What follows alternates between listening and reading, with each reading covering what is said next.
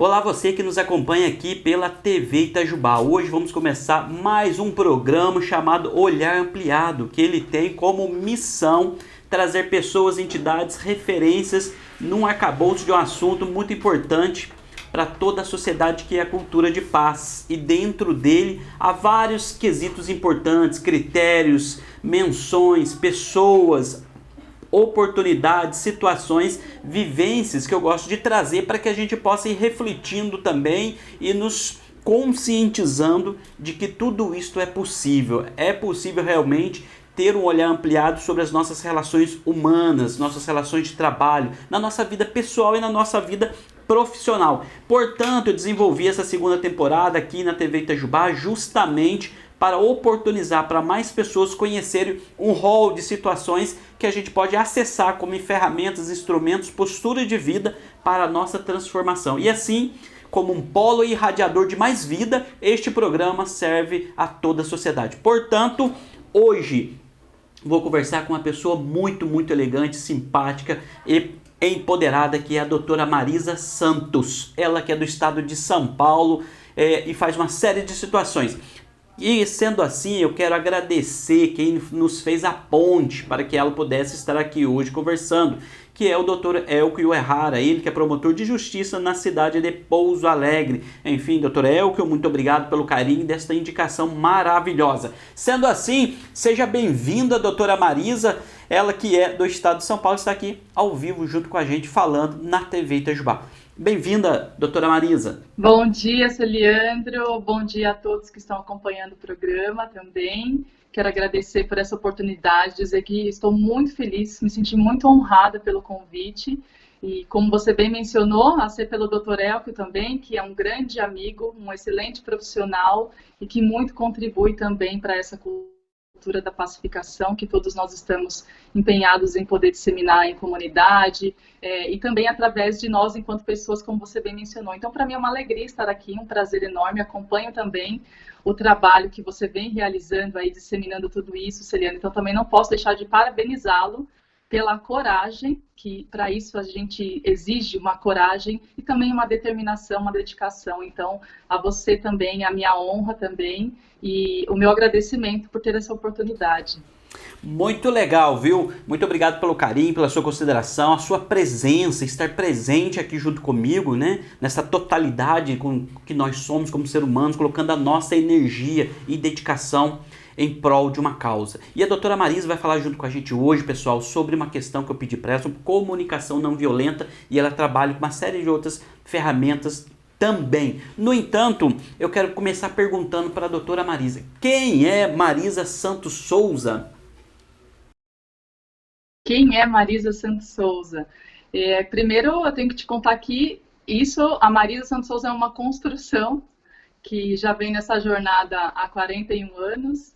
E a Marisa Santos Souza é filha de Manuel Souza, de Adelina Santos Souza, é irmã do meio, do Marcos e da Mariana. E assim, eu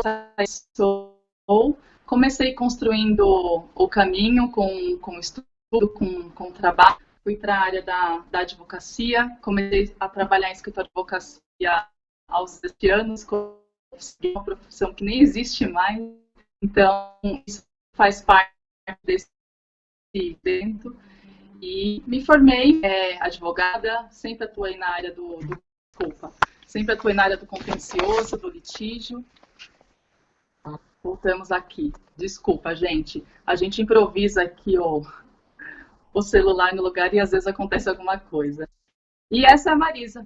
Atualmente eu atuo com diversas áreas da cultura de paz, então também me formei mediadora de conflitos, trabalho bastante essa parte da cultura da pacificação e dentro da mediação também levar a mediação organizacional, mediação escolar. Recentemente também fiz uma formação em práticas colaborativas, justiça restaurativa, coach ontológico e tudo que é voltado para esse olhar onde a gente possa levar conhecimento para as pessoas e formas de autorresponsabilidade para que elas possam, a partir de uma compreensão maior, ter um protagonismo para resolver as suas questões, para resolver os seus conflitos. Então, hoje eu diria que eu me denomino como uma advogada colaborativa, mediadora de conflitos e facilitadora de soluções e diálogos expansivos, porque é a partir dessa conjunção de diálogo e escuta que tudo pode emergir, né, Celiandro? Muito bonito, né? Sabendo, partindo, né, Marisa, desse pressuposto de quem és, né? Eu também gostaria de trazer um outro elemento importante antes da gente entrar no tema central, talvez um pouco mais técnico, se assim a gente pode dizer, né? Que hoje na construção da sociedade, diante dessa pandemia mundial, muitas das vezes requer um olhar mais específico, do que nos obriga a ficar mais enclausurado, mais dentro de casa, mais fechado, olhar para nós mesmos, né? E ser é muito mais importante do que ter. Isso todo mundo sabe, todo mundo já espalha pelos quatro cantos da vida e do mundo. No entanto, realizar essa prática cotidiana é um grande desafio para qualquer um. Sendo assim, antes mesmo da Marisa chegar a ter esses instrumentos, essas técnicas, essas posturas de vida relacionado às áreas da cultura de paz, por exemplo, qual é a missão da doutora Marisa, antes mesmo de chegar a isso tudo, ou isso tudo envolve também dentro da sua missão? Como que a senhora tem se trabalhado e visto a sua missão de vida para a sociedade, para a sua família, para você mesmo, diante de tudo aquilo que você tem vivenciado nesses seus anos de vida, pessoal, profissional, desses desafios que você tem enfrentado na vida? Ou seja, qual é a sua missão de vida? Que pergunta boa, né? E essa é uma pergunta que acho que tão essencial, Celiandro, que todos os dias a gente deveria se fazer essa pergunta mesmo. Então, eu te agradeço muito por oportunizar essa reflexão, não só para mim, mas como para todos que estão me escutando, né? Qual a minha missão de vida? Porque a vida não é só isso que a gente pensa nesse piloto automático, né? Acorda, trabalha, dorme. Qual que é a minha missão? Qual a minha missão de vida? E eu vou anteceder um pouquinho mais agora, dentro desse quem eu sou e dentro dessa missão. Como eu te falei, comecei a trabalhar muito nova em escritório de advocacia, então sempre estive muito exposta ao litígio. Mas eu preciso dizer aqui um marco pessoal da minha vida mesmo, da Marisa enquanto ser humano, que foi a maternidade. Então, há 6 anos eu me tornei mãe e consegui observar, comecei a ter uma compreensão de mundo muito diferente, que antes eu não tinha, essa sensibilidade. E eu penso que isso pode ser cada vez mais comum a gente trazer essas questões pessoais, porque como você bem observou, a pandemia nos traz de volta para casa, né? A maternidade me trouxe para dentro de um outro ser. E com isso eu conheci também as constelações familiares, e dentro desse conhecimento pessoal, eu segui fazendo a pós de Direito Sistêmico, que foi onde eu conheci o querido amigo Elke Errara, e ali eu senti a minha missão, o meu propósito, era como se eu determinasse o meu campo de atuação na Terra, no planeta, na minha vida. E eu sinto que hoje a minha missão é levar a comunicação, é levar o diálogo, é oportunizar que as pessoas tenham voz e vez dentro das suas questões, para que isso possa trazer soluções. Então, mais do que observar os conflitos, é como encontramos a solução. E hoje, cada vez mais a gente observa que é através do diálogo, é através da compreensão. Isso não quer dizer que o diálogo sempre vai ser livre de conflito. Muito pelo contrário. Mas é dar voz e vez para que novas compreensões e pontos de vista possam ser validados. Então, eu tenho como missão a comunicação, o diálogo, disseminar a escuta, essa oportunidade. É isso que eu sinto como propósito. E propósito disso por quê? Porque por muito tempo eu atuei como uma advogada beligerante no litígio, né? Então era sempre no aspecto do quem tem razão, quem tem a prova, quem está certo. E hoje como é poder observar a vida sobre vários pontos de vista e dar oportunidade para que cada um possa expressar as suas razões. Então, dentro dessa missão é o que eu busco vivenciar no meu dia a dia, na minha vida, com as pessoas com as quais eu me relaciono, tanto no campo profissional como pessoal. Eu falo que isso para mim não tem dissociação com quem quer que eu esteja lidando, seja na mesa de um juiz, com um juiz, ou agora, ainda que no universo online também, ou seja, com pessoas que eu lido no meu cotidiano mesmo. Então, todos ter a oportunidade do olhar, da minha presença, do meu respeito. e com isso dar vez e voz às pessoas, né? Então, assim, como missão isso, poder levar cada vez mais a oportunidade das pessoas se expressarem no seu sentir. Ótimo, viu? E com isso, né, pessoal, todo mundo que está assistindo a gente agora, você que está entrando agora neste momento para acompanhar a nossa conversa aqui com a doutora Marisa Santos Souza, ela que é do estado de São Paulo e está falando pra gente o seguinte: a maternidade trouxe para ela uma outra visão, que comigo também foi muito bacana, né? Que me tornei pai aos 28 anos, hoje já não sou mais aquele mesmo jovenzito. No entanto, né, permaneço 3 vezes por dia tomando para mim a minha missão, recordar qual é a nossa missão diariamente, e eu recomendo doses homeopáticas 3 vezes ao dia, nos estimula a não perder o foco, principalmente de quem nós somos e de que como que nós podemos colaborar nesta sociedade, se assim a vida nos abrir as portas e estiver disponível, né? E permitir que a vida nos traga muito mais daquilo que nós pedimos. Por esta razão, se jogue na vida e assim com muita responsabilidade e consciência de que nós podemos mais, mesmo em tempos de pandemia, em que é um momento de turbulência, muitas vezes gera medo, vulnerabilidade, e os conflitos, doutora Marisa, não param mesmo em épocas de pandemia. Se paralisa muitas coisas, mas pode ser que em algumas áreas se potencializa alguns dos conflitos. Mas, na sua percepção, o diálogo, a compreensão, lidar com todas essas questões, gostaria de fazer uma pergunta no sentido do seguinte: os operadores do direito, né, estudam para o litígio, para o enfrentamento de quem tem razão. E quando a gente traz essa abordagem que está envolto da cultura de paz, envolto das constelações, do direito sistêmico, da mediação, entre outros instrumentos de práticas colaborativas, integrativas e afins, não parece que a gente não está defendendo de fato o cliente? Não parece que a gente está escapando, escorregando de fazer um real enfrentamento para que a gente possa determinar o culpado daquela situação e assim aplicar a justa sentença, né? Como que a senhora vê para aquelas pessoas que estão nos acompanhando e que possam, de fato e com toda razão, acreditar que só existe este caminho que é o enfrentamento, o litígio. E aí a gente traz uma abordagem que quebra paradigma e parece que a gente é um pacifista apaixonado e que não leva a lugar nenhum. Ou esse pacifismo, ou essa cultura de paz, como que a senhora vê e como que isso pode ter uma aplicabilidade também para o cliente, que muitas vezes não quer aquele advogado que tem essa postura muito mediadora, sendo que eu quero a culpa, a vingança, eu quero achar realmente todo aquele elemento que um conflito traz e que ele pode ser judicializado. Então, por gentileza.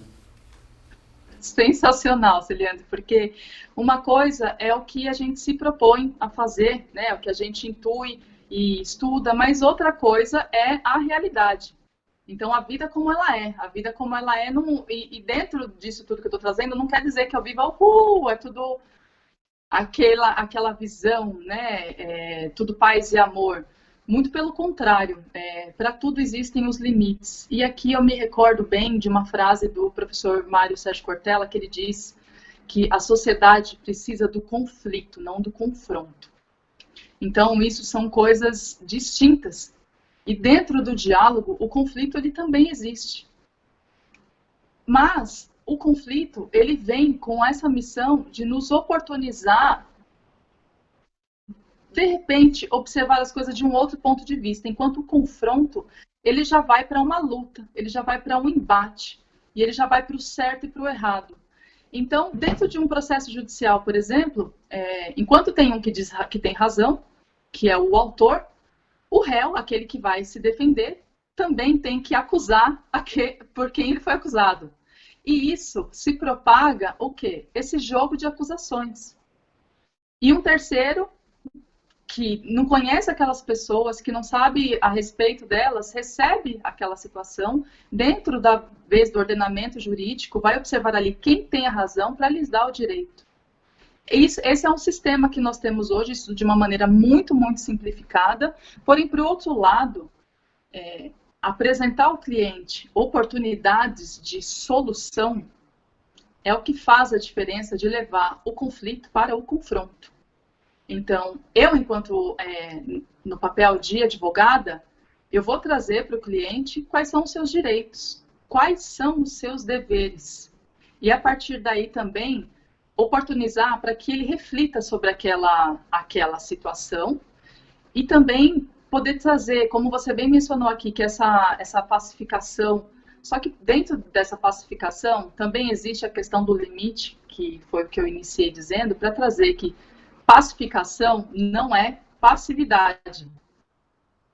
Então, são 2 pontos aqui que eu acho importante, como a frase do professor Cortella, que é o conflito e o confronto, e que é passividade e pacificação. E existem várias formas de se trazer isso num nível de compreensão. Quando eu oportunizo para o cliente que ele tenha uma reflexão pela circunstância a qual ele está passando, e que para ele é muito difícil, eu oportunizo também que ele tenha condições emocionais de lidar com aquela situação, se necessário for um ajuizamento. Porque o processo judicial, ele segue um rito, ele segue um procedimento. Ele tem toda uma dinâmica pela qual ele tem que ser cumprido. E dentro dessa dinâmica, desse procedimento, do ritual processual civil, ele leva um tempo. Quem vai conviver com esse tempo do conflito, que virou confronto, e que vai trazer ali as próprias razões, o advogado ele cuida da parte técnica, mas o emocional, quem vai se portar com isso, é o cliente. O processo acaba sendo mais um elemento que ele leva para o travesseiro para ficar ali com ele do lado. Então, oportunizar reflexões para as pessoas é lidar com elas como seres humanos. É lidar com aquela pessoa como fazendo parte de um contexto, como tendo uma história, sabendo que ali ela tem vivências que pode potencializar o conflito. Então, assim, o que eu sempre busco trazer é qual é o impacto disso na tua vida. Que impacto isso vai trazer? Porque não é só ser um fazedor de petição, encontrar onde está o direito, mas qual é o impacto disso? Qual que é o meu papel social? Porque isso está lá, está no Estatuto do Advogado. É uma obrigação que o advogado tem, é um dever que ele tem de apresentar outras maneiras, outros métodos de solução de conflitos e também orientar o seu cliente a não ingressar com demandas fantasiosas. Então, o que eu faço é trazer um dever que é meu. Eu não estou fazendo nada além do que seria talvez a minha obrigação, enquanto estatuto da OAB, mas também o meu papel de ser humano, de olhar para aquela pessoa como um outro ser humano.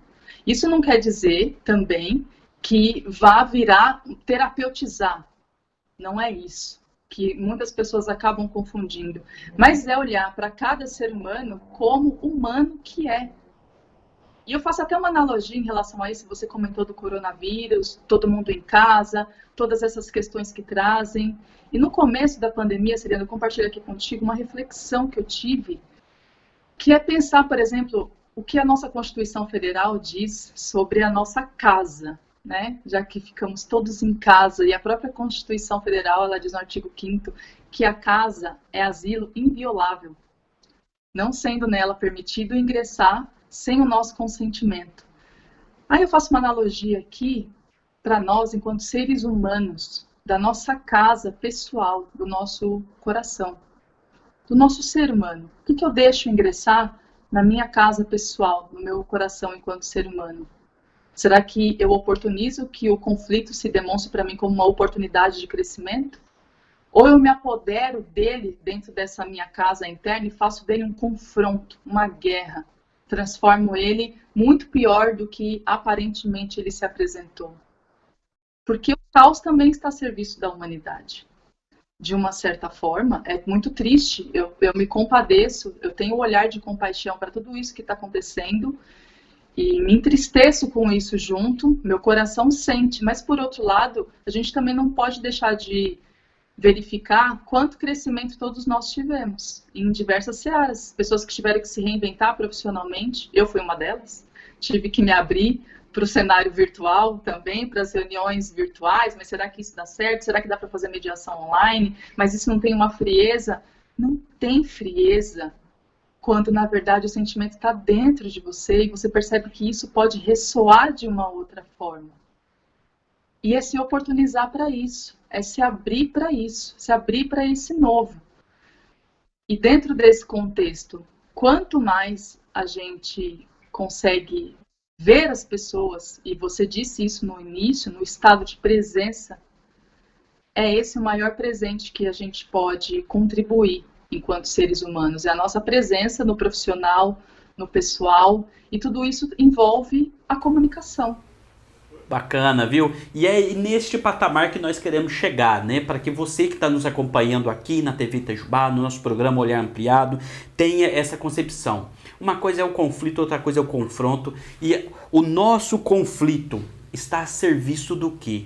Da boa solução ou do nosso ego? É preciso que a gente possa parar por um instante e olhar para nós mesmos, né? E acalmar o nosso coração, o nosso estado de presença, como a doutora Marisa falou, para que a gente possa também entender, estamos a serviço do quê? E este programa Olhar Ampliado está a serviço da sociedade na medida que nós trazemos elementos que possam colaborar num pensamento reflexivo e assim, aqueles que estiverem disponíveis também dar os seus passos para uma boa solução dos seus conflitos, das suas dificuldades. No entanto, aqui a gente não vai abordar simplesmente as questões da seara do conflito judicial. Nós queremos pensar um pouquinho antes também, antes de chegar na judicialização de alguns temas, de algumas dificuldades, o que nós podemos fazer? Há caminhos que o profissional possa indicar, as pessoas possam se achegar, para que a gente não precise simplesmente transferir para o Estado toda a nossa proposta de solução, transferir para um terceiro a tomada de decisão entre nós dois, que nós podemos chegar num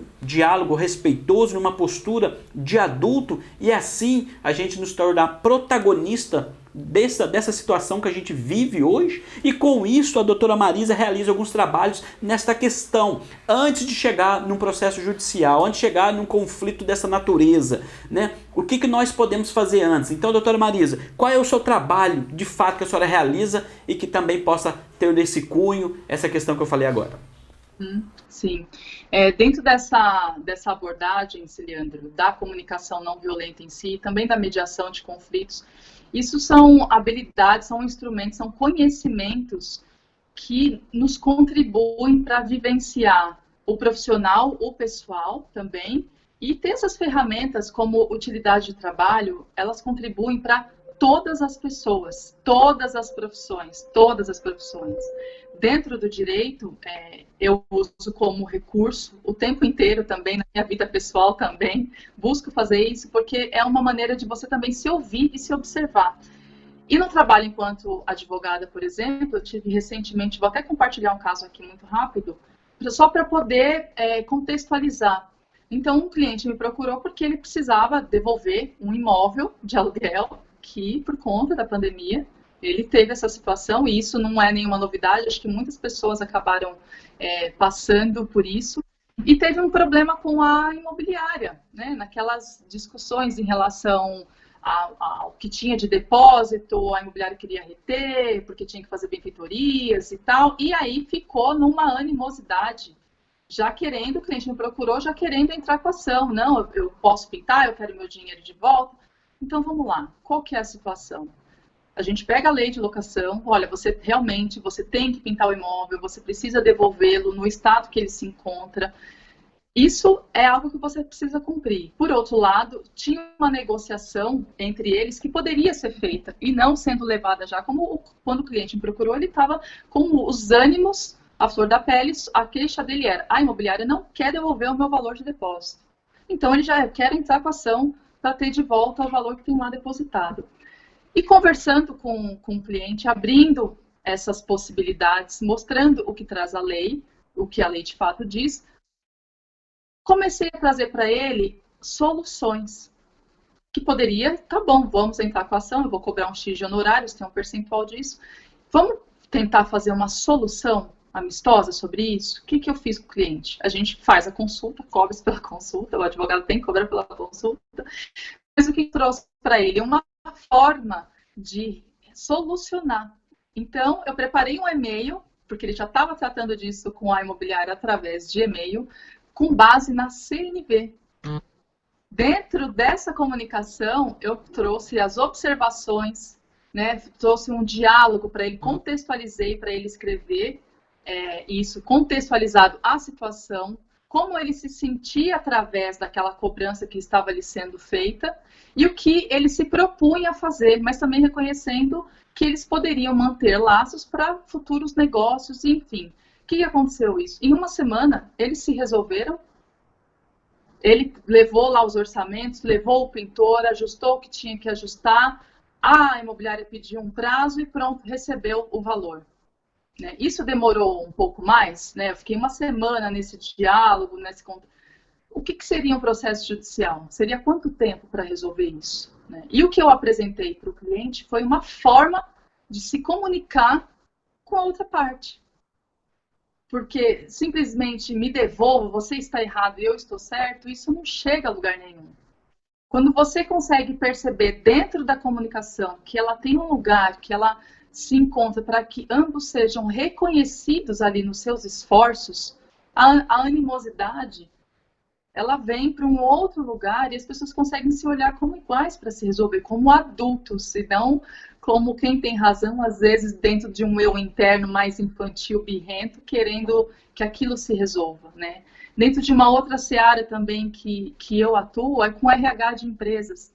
Então, também recebi o contato de uma empresa que estava havendo muito problema com os seus liderados, né? Com os seus empregados. E aí ela me convidou para ajudar numa mediação. Né? Olha, você pode trazer uma palestra sobre mediação, e aí fizemos um trabalho preventivo, né? Uma consultoria a respeito disso, um mapeamento de onde estava ali o conflito. E dentro dessa conversa, o que a gente percebeu? Que os líderes das duas áreas é que estavam com problemas. Eles que não estavam se entendendo ali nas suas questões diárias da empresa. E o que acontecia com os liderados? Eles seguiam esses mesmos impulsos de esse lado da empresa está certo, esse lado da empresa está errado e vice-versa. E aí, dentro disso, fizemos esse trabalho em conjunto, em equipe. Então, é muito bacana poder levar a CNV para o ambiente de trabalho. Né? Porque também a forma como as pessoas se relacionam no ambiente de trabalho e cada vez mais vem tendo essa pressão, né, Celiandro? Porque a gente está num universo que as pessoas estão no home office e é muito desafiador. É muito desafiador você, de repente, você é um profissional, você atravessa uma porta, você já é pai, aí você atravessa outra porta, você já é marido, aí você atravessa outra porta, você já é vizinho, e de repente você é tudo junto. E as coisas estão acontecendo. E como que faz isso? É uma habilidade que todos nós podemos desenvolver. No início, ela pode parecer que ela dá mais trabalho, mas o que a gente quer, curto prazo ou longo prazo? O que todos nós queremos? São soluções a curto prazo que eu resolvo agora e amanhã ela volta? Ou eu posso parar um pouquinho, né, e preparar isso a longo prazo. Né? Então, dentro da advocacia, eu busco atuar dessa maneira. Se não tem jeito, ingresse-se com a ação judicial, mas o cliente também preparado para esse contexto. Na mediação também organizacional, que isso pode ser levado ou através de palestras, ou através de mediação mesmo entre as equipes da empresa. E também na seara escolar, que vem havendo uma crescente disso para desenvolver habilidades socioemocionais também, não só em relação às crianças, mas no contexto das tríades escolares. Como que é a relação diretoria, professor e pais? Né? Como que isso funciona às vezes? Será que isso às vezes é tão claro assim que todos conseguem dialogar e se resolver e encontrar um viés onde todos possam ter as suas questões ali percebidas? Como que é também a outra tríade de aluno, professor e escola, né? Desculpa, aluno, pais e professor. Como que essa comunicação também ela encontra um lugar para ser vista, para ser reconhecida? Então, quando eu digo isso dentro da mediação, eu vejo isso num contexto que colabora, que contribui para todas as searas, né? Não só no ambiente jurídico, mas para todas as relações. A mediação ela é um ambiente de escuta, é um ambiente de diálogo. E a CNV, ela traz esse caminho de conexão primeiro conosco, que a gente começa a se perceber interiormente, com mais clareza. Quando eu me percebo com clareza, eu consigo me comunicar contigo diferente. 100%, viu, doutora Marisa? Porque justamente isso. Por que procurar fora aquilo que está aqui dentro, né? Por que sair olhando em tantos lugares que de fato o que você procura está aqui dentro, né? Então nós precisamos ter essa calma, essa percepção de que muitas vezes o que acontece ao nosso redor é manifestação daquilo que a gente tem aqui dentro. Então, por isso, é importante você saber de onde que você está fazendo os seus downloads da vida, né? O que você está baixando, né? Quando a gente vai atuar na nossa sociedade, na vida, na relação de família, marido, esposa, né, com os filhos, a gente coloca para fora aquilo que somos aqui dentro. Por esta razão, aquilo que você está colocando aqui no seu backup, né, o download, de qual situação que você capta para que você possa se preencher e dali você ser uma fonte também. Então, este caminho que a comunicação não violenta, né, e a mediação de conflitos pode colaborar com as pessoas que são essas habilidades socioemocionais em que a doutora Marisa bem expressou, que eu gostei muito,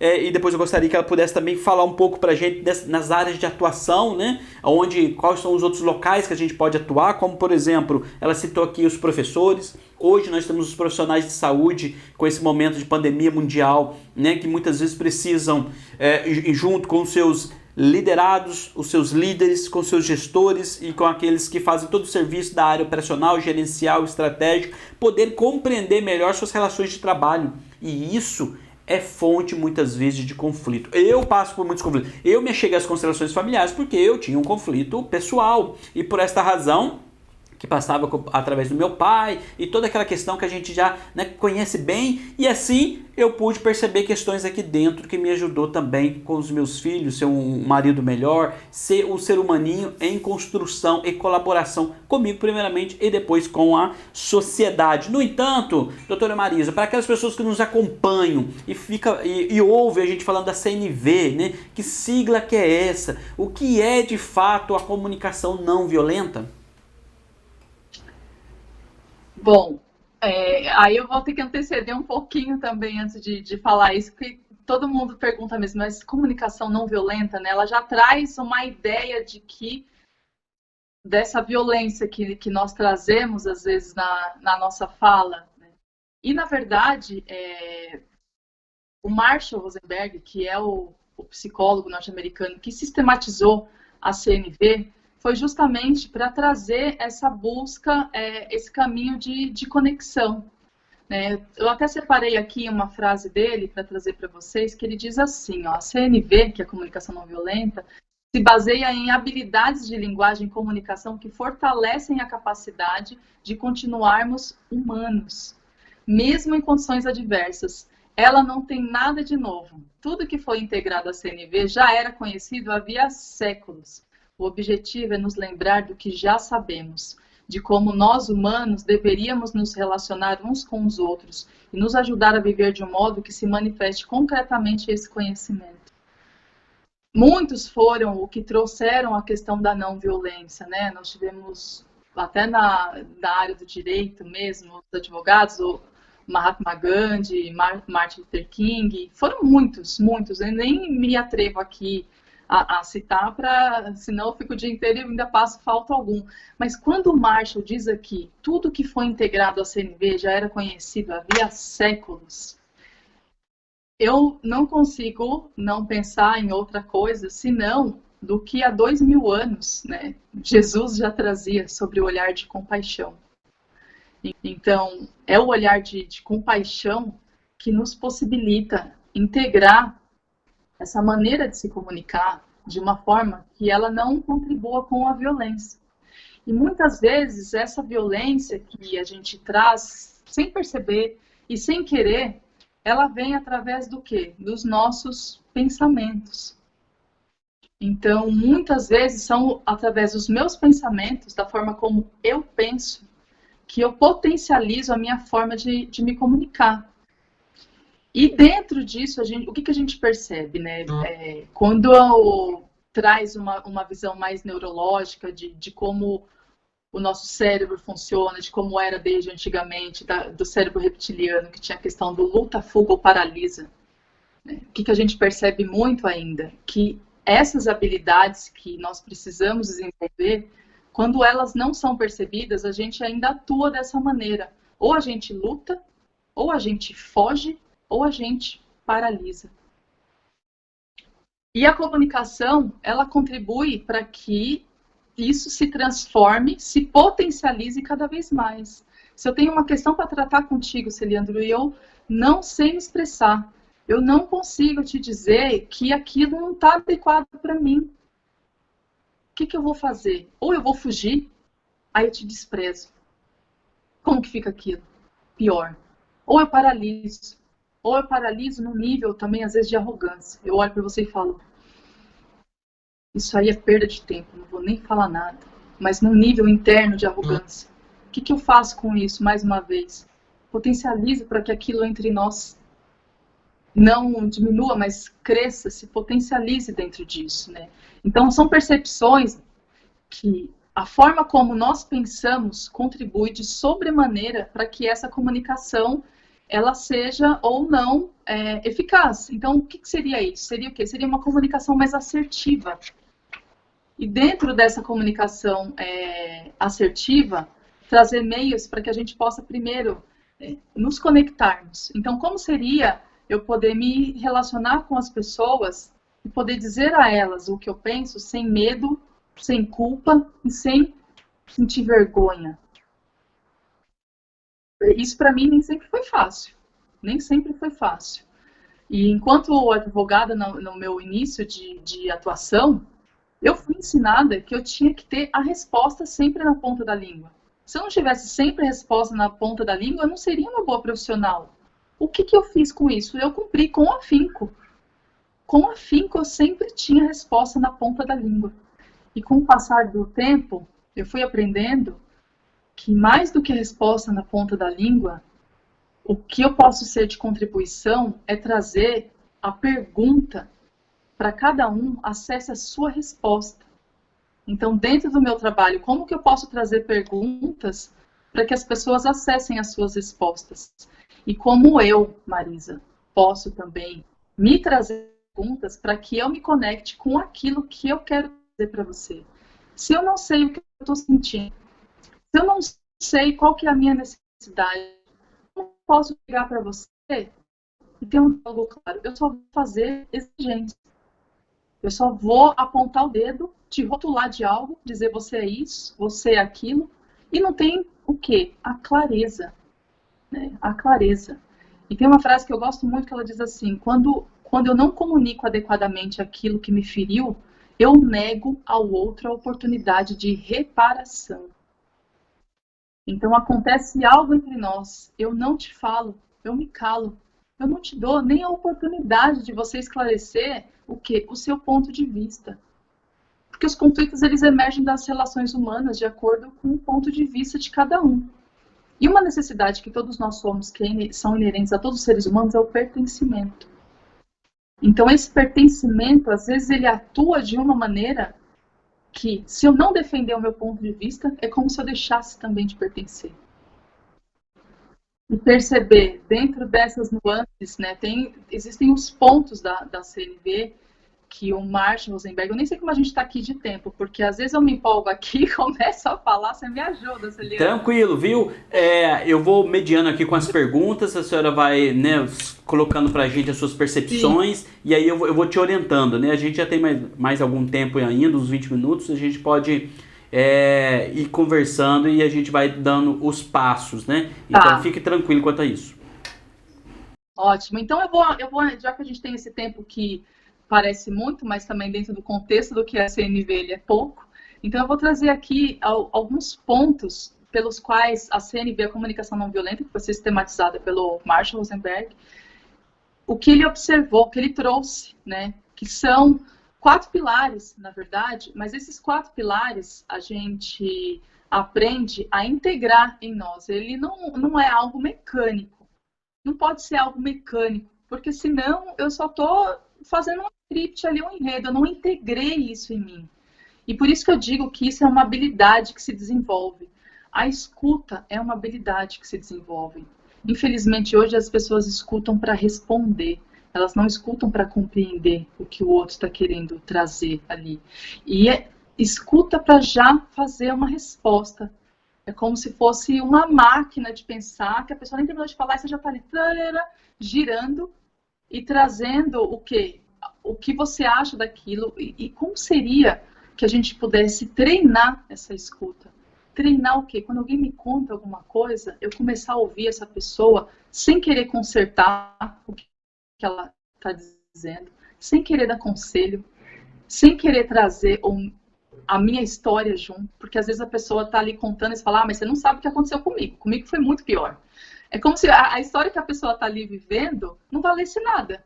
E o que eu passei é muito maior e a gente, sem perceber, acaba fazendo isso, às vezes, para interagir no contexto e não escuta, de fato, com os ouvidos da alma, que é uma escuta a partir do centro, né? Que o Bert Hellinger chama de escuta fenomenológica. Ouvir de um outro lugar, com outro nível de compreensão. E essa escuta envolve muito esses 4 pilares. Eu, na minha opinião, vejo que a escuta é o que possibilita que a gente cada vez mais desenvolva outras habilidades. Primeiro, escutar a si próprio. Porque se eu tenho muitos barulhos internos, eu não escuto ninguém. Eu não escuto a mim. Se eu não escuto a mim, eu não vou escutar você.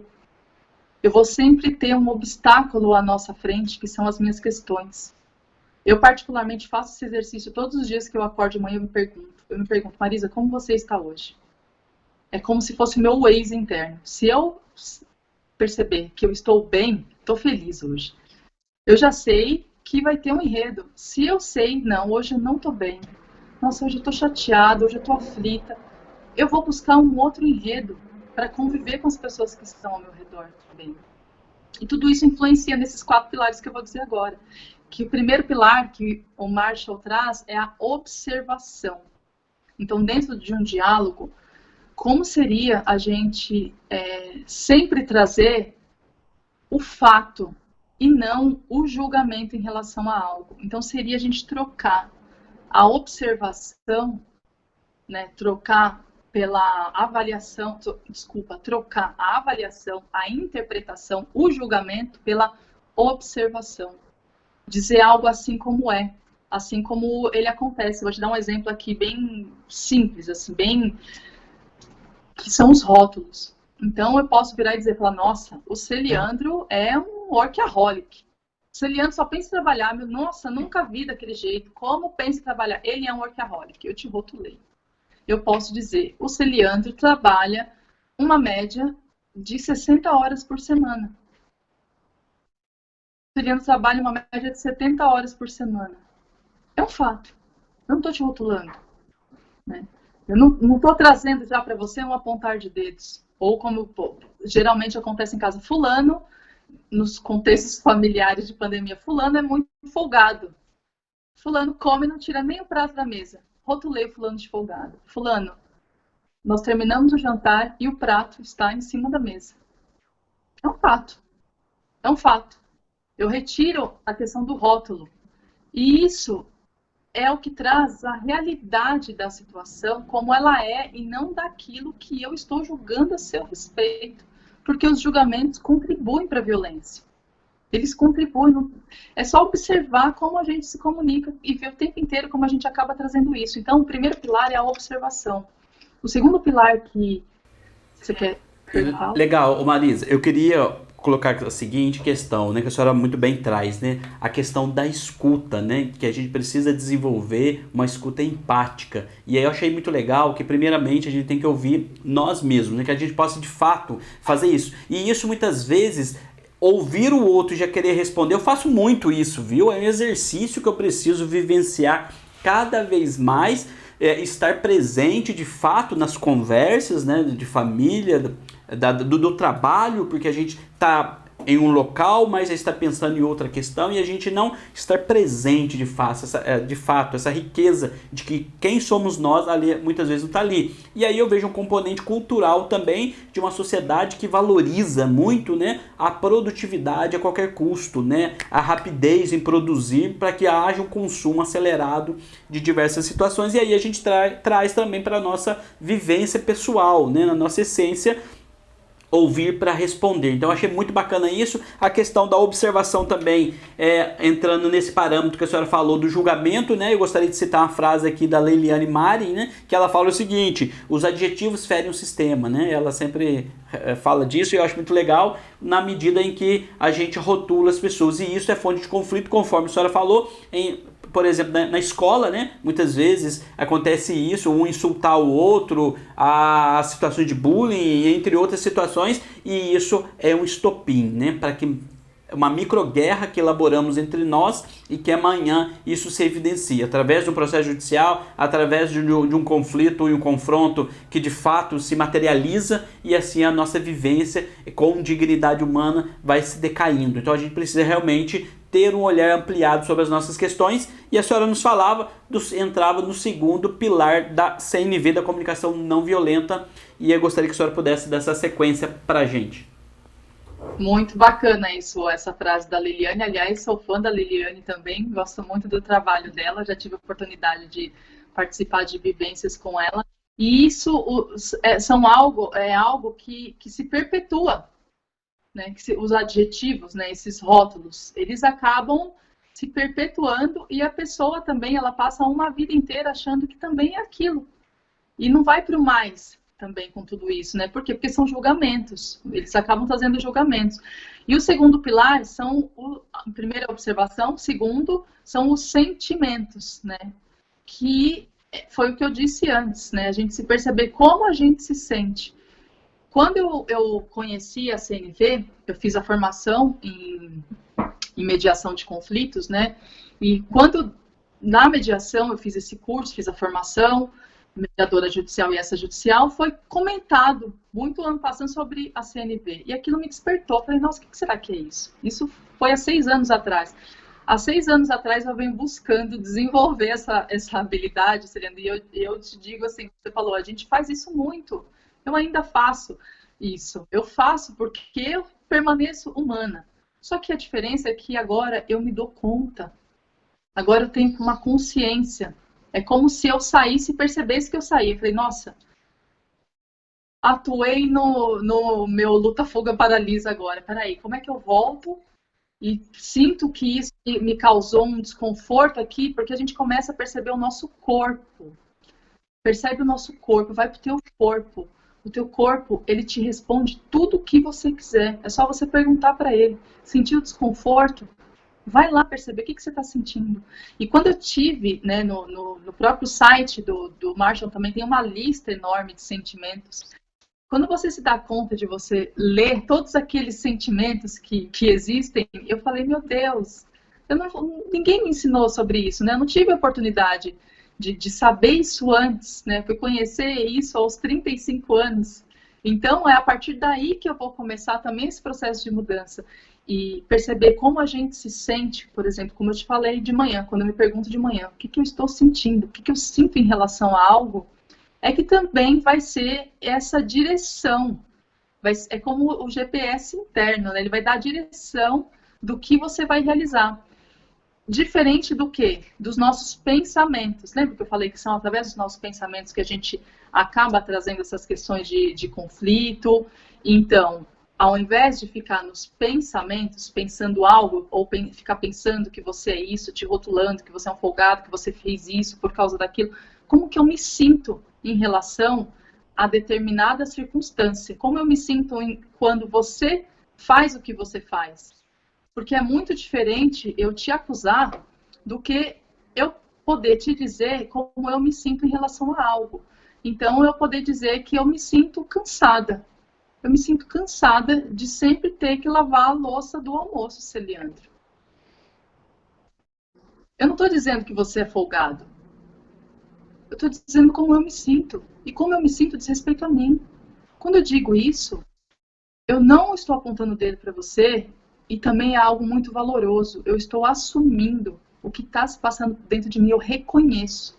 Quando eu reconheço que algo está em mim, aquilo deixa de ser gigante e encontra um lugar para se aquietar. Porque senão eu vou ficar o tempo inteiro procurando uma razão. E isso está onde? Está no pensamento. Está no pensamento que vai me contaminando a seu respeito. Então, perceber dentro dos sentimentos, como eu me sinto em relação a algo, e poder verbalizar isso também. Isso também faz parte do exercício da empatia, né? Mas da empatia em relação àquilo que é importante para mim e para outra pessoa, mesmo que você não concorde. Mas eu tenho empatia nesse contexto. Porque a moda de falar, empatia é se colocar no lugar do outro. Se você se coloca no lugar do outro com seus mesmos julgamentos e pensamentos, você só trocou o lado. Não adianta nada. A empatia é algo maior. Exige de você um plus maior. Perceber o outro com as humanidades que ele tem e eu também com as minhas. Isso não quer dizer que tenho que concordar. Não quer dizer que tenha que concordar. De novo, pacificação não é passividade. Mas eu posso me expressar e me manifestar de uma outra maneira. Né? Então, a partir daí, começar a usar isso nos nossos verbetes, no nosso linguajar. Né? Como que eu me sinto? Eu me sinto cansada, me sinto irritada, sabe? Me sinto negligenciada, me sinto abandonada. Então, começar a perceber e verbalizar para si como se sente também é um ato notório de trazer um lugar para que aquilo não cresça e não se expanda. E isso fique sincero, né? É a linguagem também da vulnerabilidade, mas ela traz o quê? A verdade, sem eu ficar trazendo adjetivos para ti. E o terceiro pilar que ele traz é a necessidade. Então, como que eu consigo? Porque se eu trouxe a observação, elenquei ali o fato, trouxe o fato, né? Trouxe ali como eu me sinto em relação àquilo, eu posso ir atrás da necessidade. Né? E a partir dessa necessidade, eu preciso atender algo em mim. Uma necessidade minha que eu tenho, às vezes, do quê? De proteção, uma necessidade de segurança, uma necessidade de ser vista, uma necessidade de ser reconhecida, uma necessidade de me sentir pertencente. Com isso, a doutora Marisa está aqui com a gente hoje falando sobre os pilares da comunicação não violenta, né? E ela fala como é no sentir, né? Como eu me sinto. Eu me sinto hoje feliz por estar aqui recebendo a doutora Marisa Santos Souza, ela que é do estado de São Paulo e trabalha com mediação, trabalha também com a comunicação não violenta e passa diversas orientações para nós importantes que a gente pode aplicar no rol da nossa vida. E não só em casos judicializados, em conflitos, mas que está na justiça, mas também antes de chegar na mediação extrajudicial, nós podemos também conversar isso nas escolas, podemos conversar também hoje com os profissionais da saúde que vivem sob pressão, podemos conversar também com os conselheiros tutelares, podemos conversar também com profissionais de RH das empresas, da qual a doutora Marisa já tem uma experiência que ela partilhou com a gente aqui hoje. E agora ela está falando para a gente do terceiro pilar, que é a necessidade dentro da CNV. E com isso, gostaria que a Marisa pudesse partilhar com a gente, dar essa sequência dessa partilha para que a gente possa ir compreendendo, diante desses pilares, qual eu me identifico e o que eu também já posso, com esses 4 pilares, fazer uma aplicabilidade na minha vida. Como eu posso aplicar e isso já trazer resultados, né, nessa comunicação que pretende ser não violenta, que ela pretende realmente estar a serviço de uma cultura de paz, de uma pacificação no sentido de que colocar no devido lugar as nossas justas situações, que a gente possa se expressar de maneira adequada, mas que a gente possa levar para o outro, dar a oportunidade que o outro possa também nos revelar aquilo que ele sente, aquilo que ele se percebe, e assim a gente fazer um intercâmbio de vida de uma maneira bem equilibrada, saudável, né? Num sentimento de colaboração contínua, porque com as minhas perspectivas, com a minha cultura, com a minha boa consciência, com aquilo que sou hoje, eu tenho o meu ponto de vista e o outro também. Então entender o lado do outro para que a gente possa se integrar é fundamental, né? E buscar soluções juntos, mesmo em situações de conflito. Com isso, doutora Marisa, terceiro pilar da CNV, que é a necessidade. Exatamente. E a necessidade, ela vem justamente para selar, para integrar os dois anteriores, né, que é a observação, que é o sentimento. Aliás, quando eu me expresso dizendo como eu me sinto, eu também assumo responsabilidade. Porque eu não estou ali dizendo o que você fez. Eu assumo responsabilidade de dizendo como eu me sinto. E a partir daí também expressar a minha necessidade nas relações. É como se eu tivesse cada vez mais, Eliandro, querendo cuidar das relações que eu tenho, né? E dentro disso, estabelecer meios de convivência que sejam saudáveis, né? Que sejam sustentáveis, como a gente muito vê hoje. E a necessidade, ela é diferente do que de expectativa. Isso é muito importante trazer, porque na maioria das vezes As pessoas acabam não expressando a sua necessidade e fica com expectativas de que nós façamos determinada coisa, de que nós tenhamos determinadas atitudes diante daquilo que elas pretendem, mas não se expressam.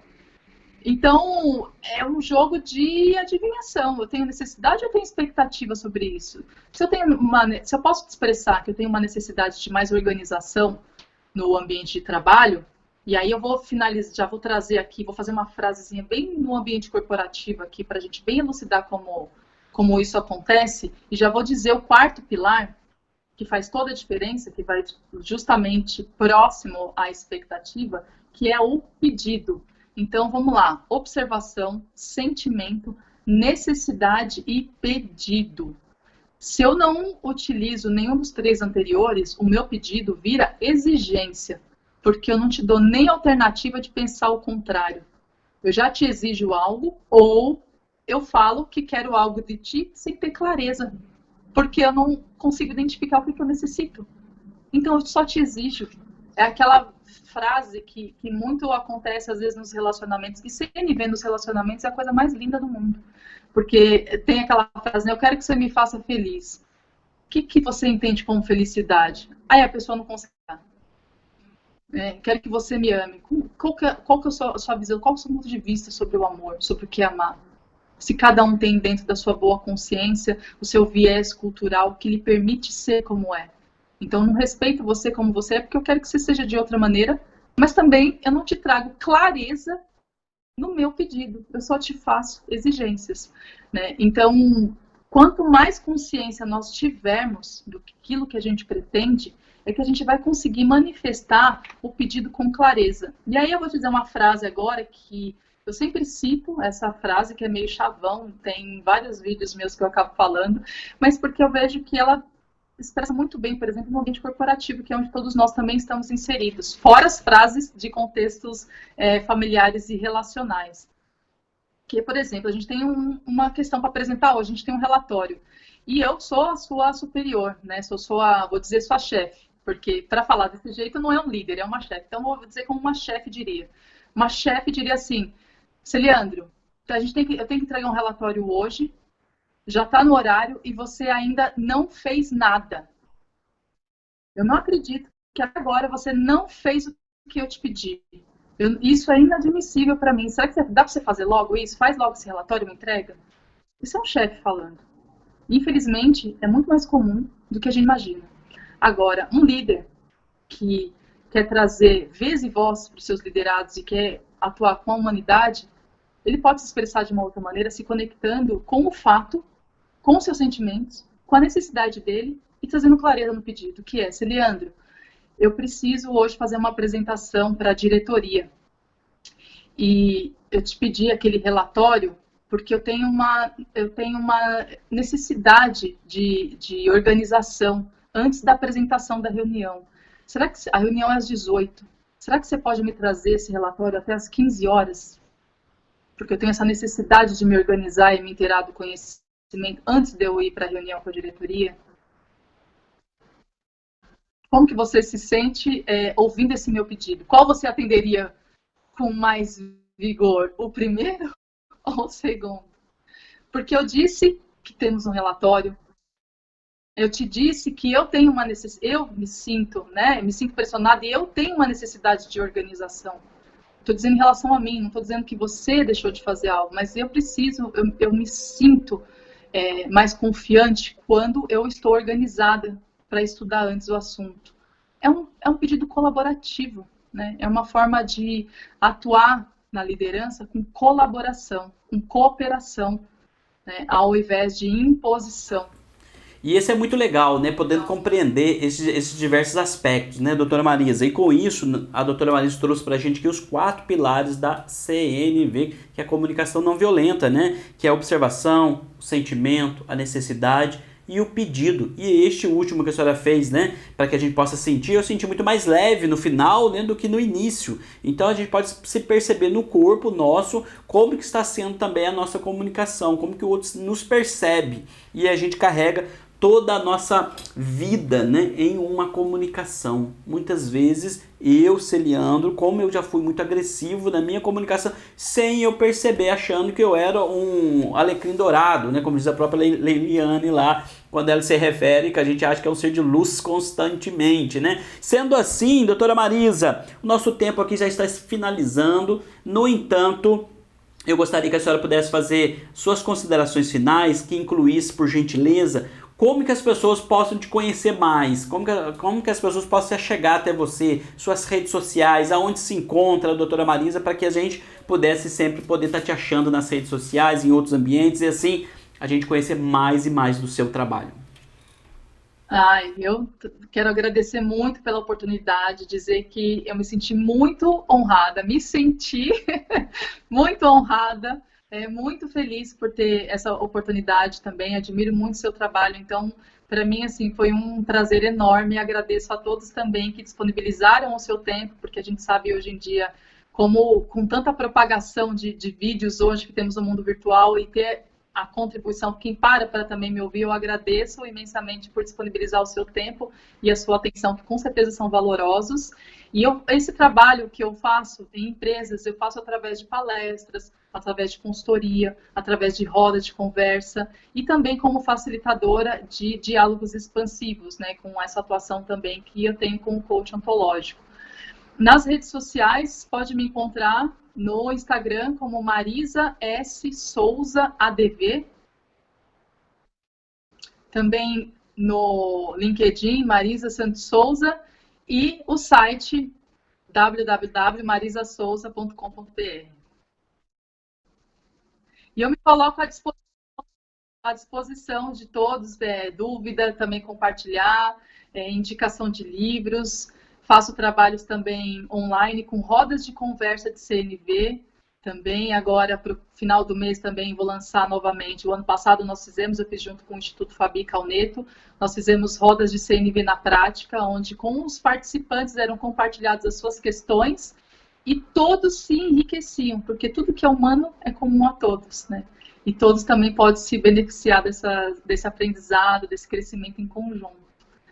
E eu quero só deixar que é a frase que eu carrego para onde eu vou, que é do Gandhi. Seja você a mudança que você quer ver no mundo.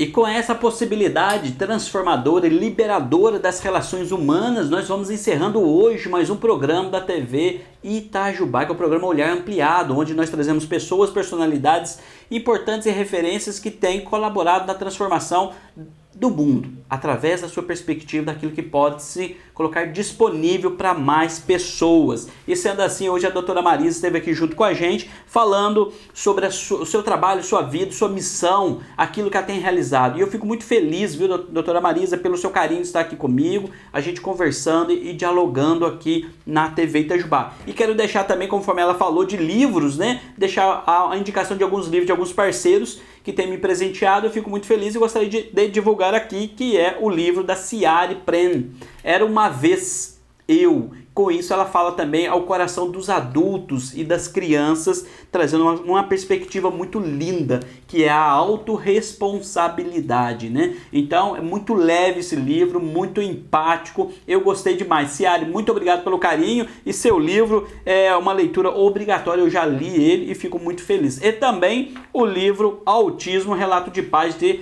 Arlete de Gasperin, do Instituto Arlete de Gasperin, ela que traz relatos concretos do seu projeto social feito lá na AMA, Amigos dos Autistas, lá da cidade de Videiras, Santa Catarina, e ela relata aqui como que tem sido expressivo a transformação das pessoas por meio das constelações familiares junto às pessoas do espectro autista, e assim transformando vidas, né? Lembrando sempre que ali o trabalho é realizado com os pais, né, e nunca com as crianças. Ela tem realizado com os pais de trabalho e as crianças têm tido uma transformação frequente na vida. Então, muito obrigado pelo carinho dos livros. Obrigado, doutora Marisa, por estar junto aqui comigo na TV Itajubá. E hoje a gente finaliza o nosso programa com um forte abraço. E como eu me sinto leve, feliz e me sinto em casa junto com a doutora Marisa. Muito obrigado, viu, pelo carinho, Marisa, de estar junto com a gente aqui na TV Itajubá.